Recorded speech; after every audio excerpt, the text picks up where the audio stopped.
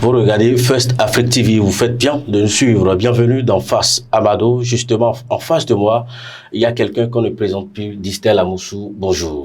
Bonjour, cher ami.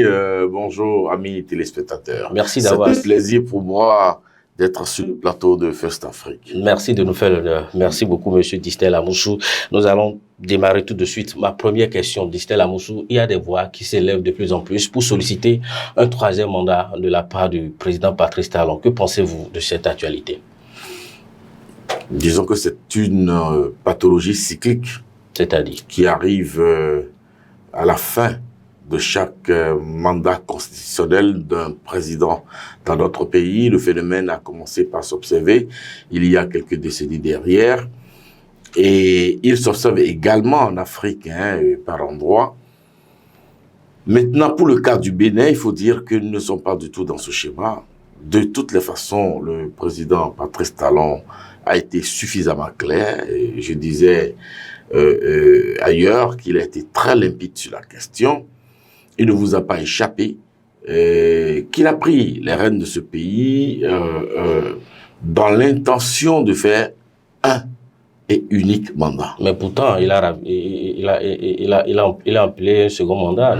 Parce qu'il n'a pas été accompagné par la classe politique d'alors. Et c'est cette même classe politique qui se joue de tout aujourd'hui pour projeter dans l'opinion la possibilité d'un hypothétique troisième mandat. Est-ce que cela ne va pas engendrer de la confusion au sein de la population? Mais pas du tout, parce que les tests qui nous régissent ont à leur tête, au degré supérieur, la constitution de notre pays. Et le président Patrice Talon a été initiateur et a été accompagné par des amis politiques, des partenaires politiques pour insérer dans notre constitution une phrase, sinon j'allais dire un bout de phrase, n'est-ce pas, qui nous fait échapper définitivement à ce cauchemar de troisième mandat qu'on observe en Afrique. Au Bénin, il est écrit noir sur blanc que nul ne peut aller au-delà de 2 mandats de toute sa vie. Je paraphrase pour vous dire que c'est verrouillé. C'est définitivement verrouillé, donc la chose n'est même plus plausible dans notre contexte politique. On a vu dans d'autres pays africains, les gens ont dit plus que ça, mais après, on voit ce qu'ils font à la fin. Peut-être c'est ça qui nous inquiète. Les suspicions et le doute sur la personnalité des hommes politiques fait partie de l'autre pathologie dont nous vivons en Afrique et au Bénin. La sincérité de la parole donnée doit pouvoir nous régir désormais. Et vous allez voir que le président Patrice Talon ne fait rien pour faire douter de sa posture sur, n'est-ce pas, la limitation des mandats dans notre pays. Surtout quand on sait que quelqu'un, un grand homme politique de ce pays a dit, si vous croyez les promesses électorales, ça ne vous engage, ça n'engage que vous. Il ne s'agit pas de promesses électorales, il s'agit de faits, il s'agit de dispositions constitutionnelles et il n'est pas question d'aller au-delà. Justement. Merci beaucoup, Distel Amoussou. Nous allons poursuivre cette émission. Ma deuxième préoccupation, justement, ça concerne toujours le chef de l'État qui a déclaré lors de la visite du président nigérien Bazoum ici au Bénin qu'il ne va pas changer son équipe parce qu'on ne change pas l'équipe qui gagne. Est-ce que ce comportement-là ne va pas frustrer les gens qui soutiennent le président de la République? Vous avez parlé de son équipe. Eh bien, c'est son équipe. Il est le chef de l'État. Il est le président de la République et il est le chef de son gouvernement. Et c'est lui, le seul comptable, n'est-ce pas, devant les citoyens que nous sommes à la fin de son mandat. Est-ce que politiquement, la chose-là, elle n'est pas, cette attitude-là ne le met pas en danger? Je vous mettrai dans la balance de gauche, n'est-ce pas, le développement, la politique et le développement. Et je crois que le président Patrice Talon surfe beaucoup plus sur le terrain du développement. Les politiciennes et les politicailleries ne lui disent rien parce que ils ne regardent que le Bénin développé en rêve. Voyez-vous? Et lorsque vous êtes dans ce rêve-là, vous identifiez des personnes qui vous accompagnent, n'est-ce pas, dans la construction, brique par brique, pan par pan, de n'est-ce pas, de votre rêve. Voyez-vous, maintenant, si ces personnes vous donnent des résultats, ne vous déçoivent pas et performent, n'est-ce pas, dans les projections que vous avez préétablies, cher ami, je ne vois pas pourquoi vous allez les remplacer. Si c'est pour contenter, n'est-ce pas, des courtisans politiques, des amis politiques, des alliés politiques, il a déjà tranché cette question en face des syndicalistes au port par rapport à la nomination des DG. Nous avons connu dans ce pays, n'est-ce pas, en 10 ans, c'est-à-dire en 2 mandats, plus d'une centaine de ministres. On en croise aujourd'hui dans la rue, on oublie même quelles ont été leurs fonctions au cœur de la République. Voyez-vous, non, je crois qu'il faut finir avec ces supputations. Oui, c'est vrai que le haut-toit, pour que je m'y mette, fait partie, n'est-ce pas, des autres pathologies. Décidément, j'en cite beaucoup aujourd'hui, haut-toit pour que je m'y mette. Mais pourquoi est-ce qu'on demande au président Patrice Talon? On attend de lui, on exige pratiquement de lui la formation d'un autre gouvernement. Politiquement, parce que d'autres sont à la touche et attendent. Voilà, et attendent justement, et il doit contenter aussi les partis politiques qui le soutiennent. Moi, je ne sais pas. Hein. Il faudra que nos partis politiques cessent d'être des juxtapositions d'intérêts. Est-ce que cela n'a pas joué sur les résultats des législatives du 8 janvier passé? Quand on sait que le président Patrice Talon mène des réformes courageuses, lui-même l'a dit, mais quand on a une ville comme Cotonou qui subit de nombreuses transformations, une ville comme Parakou, et on est président de la République, on dit je ne change pas mon équipe, tout ça patati patata, mais on perd au niveau de cette grande ville comme Cotonou, on n'a qu'un seul député de son camp. Quand je prends Parakou, la même chose. Est-ce que cela ne doit pas interpeller le chef de l'État aujourd'hui? Non, pourquoi? Vous savez que les villes cosmopolites, partout en Afrique... C'est le même argument. C'est le même argument. Les réalités ne sont pas les mêmes, M. Distel Amosou. C'est-à-dire que les élites sont les plus problématiques en Afrique. Et les élites sont la frange d'intellectuels, n'est-ce pas, qui perdent du temps dans les discussions difficiles, mais qui n'avancent pas concrètement dans la réalisation.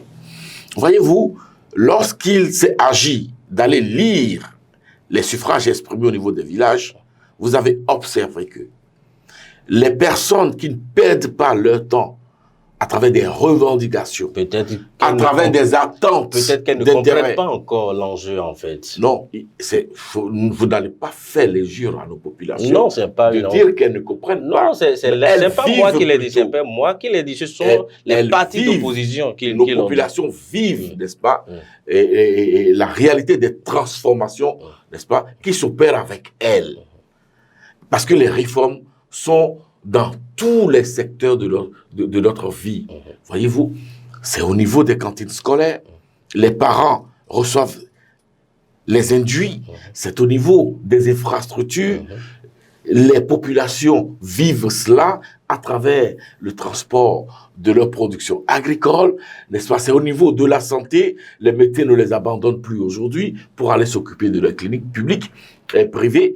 N'est-ce pas? C'est au niveau de l'éducation. Vous avez observé que depuis les 3 dernières années, au niveau du baccalauréat, si le Bénin est en tête. Si je comprends bien, au sein de la CDE. Selon Distel Amosou, au Bénin, tout va bien. Ben, écoutez, où est-ce que tout va bien? Mais il est de mon devoir de relever ce qui se fait de bien. Et ce qui ne va pas aussi, ce qui ne marche pas. Alors dites-moi ce qui ne va pas et on va en parler. Vous êtes là pour ça, M. Distel, c'est de dire ce qui marche et ce qui ne marche pas, justement. Mais moi, je crois que Paris ne sait pas construire en un jour. Voyez-vous? Et les réformes, n'est-ce pas, qui sont en cours aujourd'hui, les réformes structurelles et fonctionnelles qui sont en cours dans notre pays, sont perfectibles. Aucune œuvre humaine n'est parfaite. Le président Patrice Talon en est conscient. C'est en cela qu'en faisant mes premiers pas dans la politique, j'ai convié toute la classe politique à la sécurisation de ces réformes-là, que nous aurons le loisir, n'est-ce pas, de parfaire, n'est-ce pas, au fil du temps et en fonction des contingences que nous allons vivre. Parlant de la sécurisation des réformes, après 2026, ce serait quoi? Parce que je l'ai dit tout à l'heure. Après 2026, ce serait quoi? Après 2026, ça va être la suite, la pérennisation, n'est-ce pas?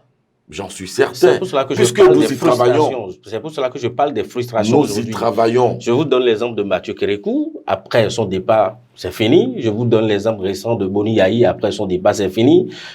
Talon aujourd'hui qui a le bloc républicain, l'UPR, d'autres formations aussi politiques. Après 2026, ce sera quoi? J'espère que vous connaissez l'anecdote de la télécommande. Elle dit quoi cette anecdote? Cette image vous revient certainement. Et je suis bien placé pour avoir pratiqué les 3 gouvernements ou les 2 premiers gouvernements auxquels vous faites allusion. Voyez-vous, pour Kérékou, il y avait Boni Yahi dans le starting block, venant de la BOAD, avec comme fil conducteur beaucoup de projets structurants qu'il dirigeait pour le compte de l'institution et en collaboration, en partenariat avec le Bénin. Il a eu de l'espace. Voyez-vous, il était devenu de la télécommande à l'époque pour des acteurs politiques, n'est-ce pas, aux côtés du général Feu Mathieu Kérékou. Pour le cas de Boni Yahi, ça a été pareil, n'est-ce pas? La distanciation qu'on a observée entre Boni Yahi et Patrice Talon a fait de Patrice Talon ce que Maître Adrien Roubedji a appelé télécommande. Et comme la politique, c'est un jeu de déplacement de pions, voyez-vous, on observe que ce sont les anciens FCBE qui entourent aujourd'hui le président Patrice Talon. Et vous n'êtes pas sûr que la même chose... Alors, ce que cela pose comme problème, cela pose le problème de la sincérité idéologique, n'est-ce pas, de nos hommes politiques. Et c'est cela que tente à corriger la réforme du système partisan. Est-ce que de sorte qu'aujourd'hui, au sein du Parlement béninois, vous ne puissiez plus venir avec un manteau à, n'est-ce pas, changer de veste et devenir je ne sais quoi. Même un autre. Au sein des mêmes, laissons l'exemple du Parlement, au sein des formations politiques, ça s'observe déjà. Quelqu'un qui est bien, après, il se fâche un peu, il va au niveau de l'UPR, vice-versa dans les autres formations politiques. Tout ceci est en construction. Nous parlons de réforme. C'est un processus, n'est-ce pas? C'est un cheminement, c'est une marche vers, n'est-ce pas, ce qui pourrait être appelé demain le visage du contexte politique béninois. Aujourd'hui, vous avez les libéraux à travers le bloc républicain. Aujourd'hui, vous avez la social-démocratie, n'est-ce pas, ou le socialisme démocratique, comme vous voulez, incarné par les démocrates ou l'Union progressiste. Voyez-vous, je crois que chaque grande formation va travailler à cela, de sorte que le militantisme puisse retrouver un sens. Car en fait, un parti politique, c'est un format, c'est une structuration, c'est une idéologie, c'est une organisation de masse. Est-ce que tout ce que vous êtes en train de... C'est une école. Est-ce que les intellectuels béninois ou bien ceux qui font de la politique comprennent ce que vous êtes en train d'expliquer? Ils vont y arriver. Et nous allons y arriver ensemble. C'est de cela qu'il est question. Au cœur même de la réforme du système partisan. C'est pour cela que vous avez observé, il est fait obligation à tous les partis politiques de disposer d'écoles doctrinales de formation pour leurs militants. Donc pour vous, ceux qui pensent que la réforme du système partisan est un échec, vous n'êtes pas dans cette logique. Je m'inscris en faux contre cette assertion. Super. Et parlons de construction, de la reconstruction de notre pays. Distel Amouchou, il y a des nominations au sein de l'appareil du gouvernement, l'appareil étatique, je vais y arriver. La dernière nomination, c'est la nomination de Minou Cristal au niveau de l'Institut national de la femme. Est-ce que Je voulais te demander, est-ce que Patrice Talon, c'est le sens du panafricanisme qui l'anime à ce point ou bien c'est le mépris de ses concitoyens quand il nomme des étrangers à des postes clés comme ça? Écoutez, je ne connais pas le personnage qui a été nommé. J'ai vu circuler le nom et la photo. Je ne parle même pas de la dame seule. Circuler. Il y a l'exemple de l'ANIP qui est là aussi. Alors donc, je vous répondrai globalement pour dire que à sa toute première mission de travail en France, le président Patrice Talon disait devant son homologue français... Il parlait de désert de compétences. Je préfère prendre l'autre pan de sa phrase, disait que lui, pour construire le rêve de son développement pour le Bénin, n'est-ce pas, il irait chercher le talent, la performance, le profil, n'est-ce pas, partout cela résiderait. Et mieux, c'est pas arrêter là. Avec le soutien, n'est-ce pas, de ces parlementaires qui accompagnent sa vision, nous avons connu l'instauration où nous avons connu le vote de la loi sur comment est-ce qu'il faut l'exprimer, sur la possibilité pour le Bénin, n'est-ce pas, d'utiliser des talents venus d'ailleurs. Voyez-vous, la loi sur l'expatriation, voilà, je crois que c'est cela, je vais y arriver. C'est-à-dire que tu sois Congolais, Gabonais, Américain, Français, Rwandais, si tu as le talent, si tu as le profit, tu as le talent, nous irons faire comment on l'appelle, nous irons, n'est-ce pas, te dénicher et t'amener à l'œuvre. Parce que le Bénin a besoin de l'expertise. J'ai été très ahuri de voir circuler une vidéo qui est devenue virale sur la toile où un Camerounais se permettait de se moquer de l'équipe béninoise de football. En prenant l'exemple du Maroc que nous avons battu pour nous retrouver en quart de finale de la Coupe d'Afrique de football. Ce Maroc-là, cette équipe marocaine-là, progresse plus au même niveau, pendant que les écureuils devenus guépards progressent. Il nous faut du sérieux dans la formation, il nous faut du sérieux dans l'exercice de la mission à tous les niveaux. Donc vous êtes en train de me dire qu'au Bénin, qu'on n'a pas cette capacité ou bien qu'on n'a pas encore ce sérieux-là au sein des élites que nous formons dans nos universités, dans nos écoles. C'est une affaire de casting. C'est une affaire d'objectifs à atteindre. C'est une affaire de planning. Si j'ai mon projet et que j'ai mes objectifs, ce n'est pas parce que j'ai des frères qui sont docteurs, j'ai des frères qui sont ingénieurs, mais s'ils portent le titre et que je les mets à l'œuvre qui ne m'apportent pas la satisfaction, est-ce que je vais tergiverser à faire du surplace ou est-ce que j'ai besoin d'atteindre mes objectifs? Toute la question est là. Le président Patrice Talon s'est dit et donné comme challenge, par exemple, de ne pas laisser d'éléphant blanc à son successeur comme l'a fait son prédécesseur. Alors, c'est un challenge personnel pour y arriver.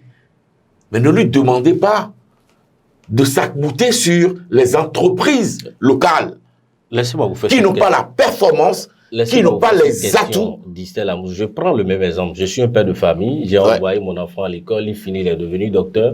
Voilà, j'ai besoin de docteur pour me soigner. Je dis que voilà mon enfant que j'ai envoyé à l'école, ce que j'ai investi n'est pas... Si vous parlez de médecin, si vous parlez de médecin, c'est un exemple, et que ce médecin, votre fils, n'est pas performant, vous allez mourir de votre belle mort. Je dis, mon fils n'est pas performant, j'irai chercher le même médecin ailleurs. Comment sera l'état de mon enfant en ce moment-là? Ben, il peut être frustré, mais il se trouve que votre enfant n'est pas spécialiste de tout. Il ne peut pas être gastro et être, c'est pas... orthopédiste. Il ne peut pas être généraliste et s'occuper, n'est-ce pas, de votre cœur. Distel Amoudou, ce que certaines personnes... Vous pouvez avoir votre fils. La frustration de certaines personnes, c'est quoi? C'est pas un on seul ne gouverne niveau. pas un pays sur des humeurs. C'est pas un seul niveau. On ne gouverne pas un pays, on ne gouverne pas un pays vous me dites ce en matin, regardant la mine vous me dites ce matin, par exemple... des gens. Vous me dites ce matin... Lorsque la grand-mère nous préparait les potions, les tisanes, ce qu'on appelle les tisanes. Je vais vous laisser répondre. Vous me dites il y en a qui sont très amers. Que dans tous les domaines là, mais nous les buvions. Que nous ne sommes pas performants au Bénin, que les Béninois ne sont pas performants. Je n'ai jamais dit ça. Qu'est-ce que vous dites alors? J'ai été la première personne à dire, par exemple, que ce qu'on avait comme, ou ce qu'on nous avait présenté comme liste électorale était un fourre-tout. Elle était tout sauf une liste électorale. Parce que, en République du Bénin, le vote n'est pas une obligation. La loi ne fait pas obligation à un Béninois d'aller voter. Vous allez voter lorsque vous en avez envie de voter. Donc, de façon classique, une liste électorale, c'est la liste des personnes qui ont décidé d'aller accomplir le vote. Le vote restant un devoir patriotique, un devoir citoyen. Voyez-vous? Mais ce n'est pas une obligation. Donc, on ne peut pas me mettre sur une liste des primo-votants, c'est-à-dire des enfants, des jeunes, qui ont franchement 18 ans. On ne peut pas me mettre sur une liste des Béninois de l'extérieur, de la diaspora, qui sont venus, n'est-ce pas, faire leur ANIP, et nous dire qu'on a une liste électorale. Ça, par exemple, c'est un défaut. Parce que le résultat, on nous parle de 62% de taux d'abstention. Mais c'est faux. Archi faux. Ok, merci beaucoup, Distel Amoussou. J'ai encore deux petits sujets. Le temps est complètement parti. Le code du numérique en vigueur au Bénin menace les droits de l'homme. Ce n'est pas moi qui l'ai dit, c'est Amnesty International Bénin dans son rapport annuel 2022-2023. Que pensez-vous de ça? Le code de la route menace la liberté de conduire à la folie sur les routes partout. Comparaison n'est pas raison, Distel Amoussou. Alors, il faut que la raison reprenne la cité et que les déviances s'estompent. Il faut respecter la loi. Elle est dure, elle est difficile, mais elle reste la loi. Vous êtes libre. Elle ne restreint pas la liberté. Vous êtes libre, n'est-ce pas, de dire de tatampillon ce que vous voulez. Mais s'il vous astreint en justice, vous allez en répondre. Posez les actes comme bon vous semble. Mais soyez des responsables à en répondre. Ne vous exilez pas. Ne prenez pas la poudre d'escampette pour vous faire appeler désormais exilé politique. Il faut assumer ces responsabilités. Mais lorsque vous attendez que vous êtes jugé, vous êtes condamné, restez dans les mêmes conditions carcérales que les milliers de Béninois qui sont dans les mêmes conditions. Vous faites référence à qui, par exemple? Non, j'analyse. J'analyse. Monsieur Distel Amoussou, la loi d'amnistie proposée par le parti Les démocrates, qu'est-ce que vous pensez de ça? Il propose, actuellement, le Parlement béninois est en vacances. Je n'ai pas encore vu de loi, je n'ai pas encore vu de mouture, je n'ai pas eu d'accusé de réception pour avoir la preuve que quelque chose a été débauché. De la démarche d'abord, ils ont animé une conférence de presse pour inviter. C'est de bon droit et ils sont restés dans leur logique parce que cela participait de la promesse électorale. Les éléments de langage qu'ils avaient utilisés sur le terrain, c'était que quand ils seront au Parlement, ils vont faire sortir Dabrikiat Mandougou et M. Joël Aïvo. Eh bien, ils sont restés dans leur logique. Ne pas, n'est-ce pas, poser d'actes, les mettrait en porte-à-faux avec leur base électorale. Maintenant, je leur souhaite bonne chance pour la suite. Justement, parlant de Joël Aïvo et de Rikiat Madougou, je vous pose la question en tant que citoyen béninois. Est-ce qu'il n'est pas temps de faire quelque chose pour les libérer? Il est temps de faire quelque chose pour libérer d'autres Béninois qui croupissent en prison. Peut-être sans jugement pour certains. Il est temps de faire quelque chose pour améliorer, n'est-ce pas, les conditions carcérales dans toutes nos prisons, dans notre pays. Mais diantre, pourquoi est-ce que vous voulez toujours faire la part belle aux politiciens? C'est pas faire la part belle aux politiciens. Pourquoi est-ce que... Si nous analysons le contexte actuel, est-ce que ce n'est pas de bon temps de libérer ces deux personnalités-là et d'autres aussi? Si ses amis, je vous dis, sont des amis.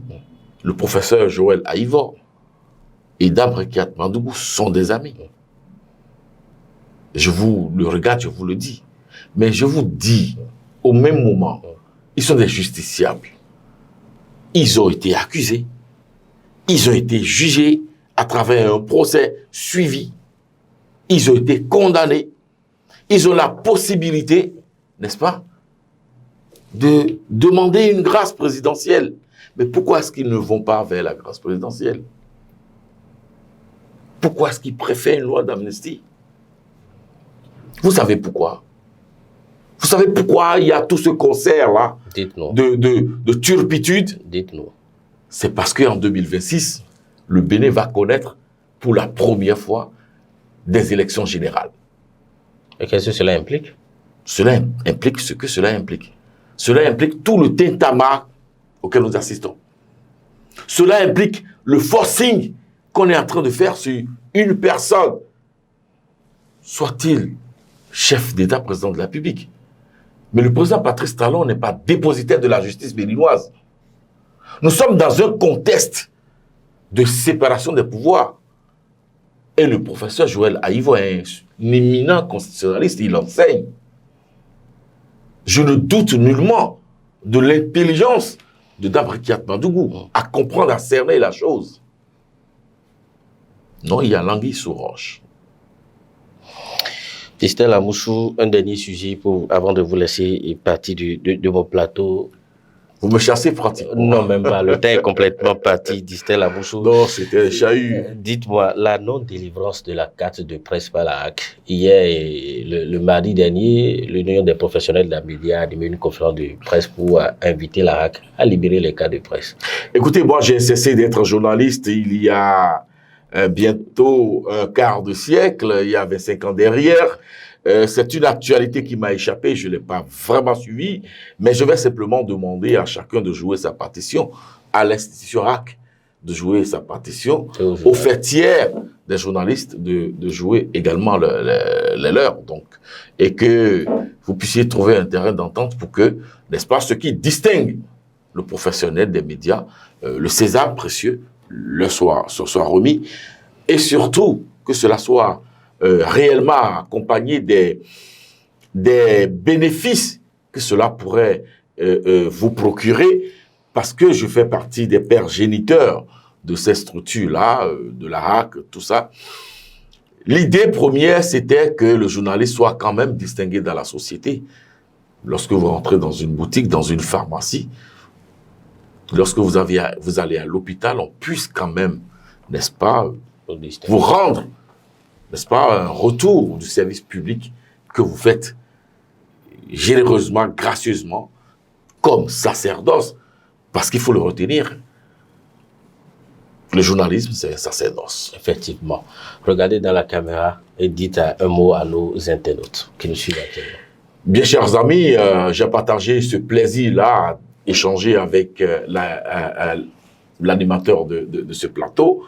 Je vais vous dire que c'est une télévision qui pousse, qui monte.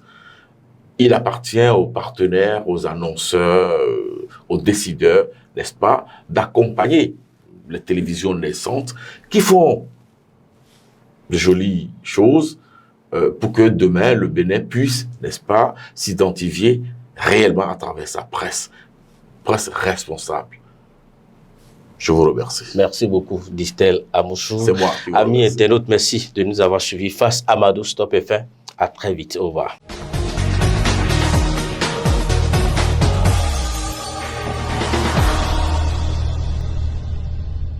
Audio Jungle.